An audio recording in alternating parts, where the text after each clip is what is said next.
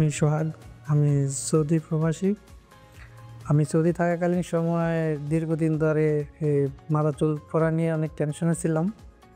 দীর্ঘদিন প্রায় 7-8 বছর। তো হেয়ার ট্রান্সপ্লান্ট করার জন্য আমি অনেক ইচ্ছা পোষণ করছি। পরে ইউটিউবে অনেক দেখলাম যে কোথাও করে কিনা।